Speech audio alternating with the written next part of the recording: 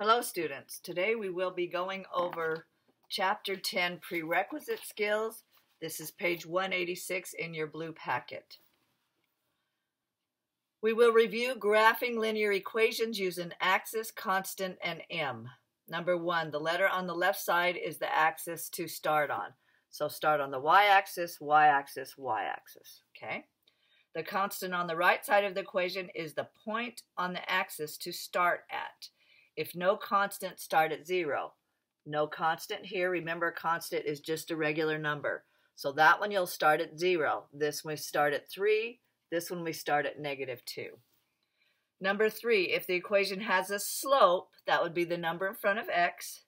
The numerator tells the vertical movement and the denominator is the horizontal. If no denominator is 1. If no slope term, line is perpendicular to start axis. Always check the slope of drawn line to ensure it's correct, okay? So right here, y equals 2/5 x. We can put a +0, so that reminds us to start at 0. Then this, we go rise, because our slope is rise over run. So we rise 2, 1, 2, run 1, 2, 3, 4, 5. Okay, and then I can go down 2 and 1, 2, 3, 4, 5. And then we draw our line. And this should be pretty easy since we've been doing inequalities on graphs, okay? Negative, and then I double check positive slope up and to the right is positive. And again, this way is positive, that way is negative. This way is a 0 slope, and this way is undefined. Oh, that's pretty bad.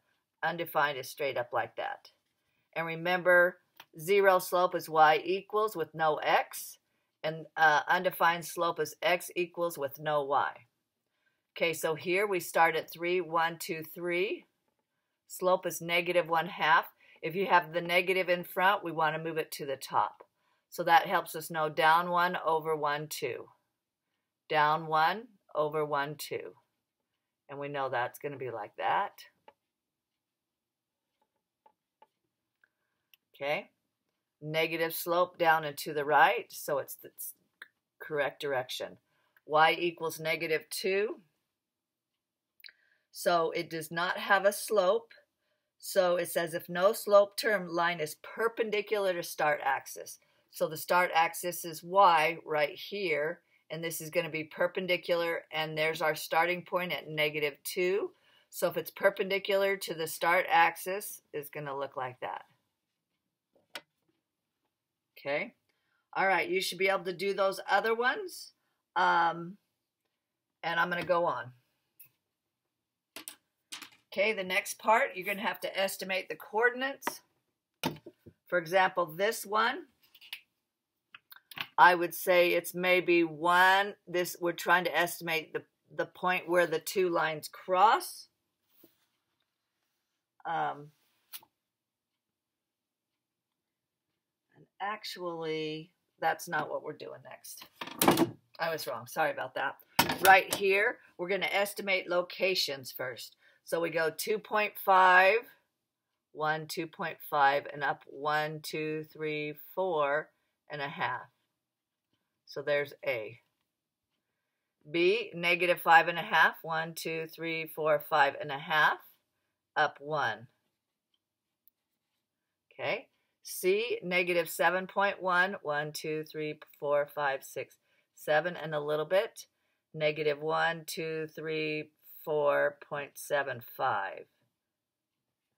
And there's C right there. So you should be able to finish these without any problem. I'm going to go ahead and go on to page 187 because this should all be review. Okay, so now we're going to go ahead and estimate. Oh, there is least common multiple. Okay, at the very bottom after this. Okay.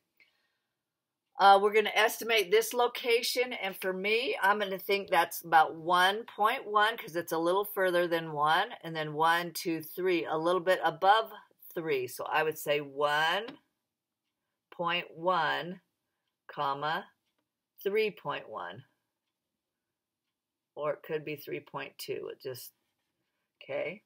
So that is what you want to do on that page, is just kind of estimate. Like on number 2, I see that the line's a little bit faded. So we say, okay, how far over is it? Let's see. 1, 2, 3, 4, and I'm just going by this right here. I'm going to say it's about negative 4.5. 1, 2, 2.5. So negative 4.5. So the second one over from this one, I can say negative 4.5, comma, and we go up, so that has to be positive 2.5. Okay. The next is least common multiple, and I'm going to let you estimate those other 4 on the coordinate grid. Then the least common multiple of 3 and 5. It says, first of all, our definition. The least common multiple is the smallest positive number that is a multiple of 2 or more numbers. The least common multiple of 4 and 10 is 20. To find the least common multiple, LCM, list the multiples of each number, identify the first common, which is the same value.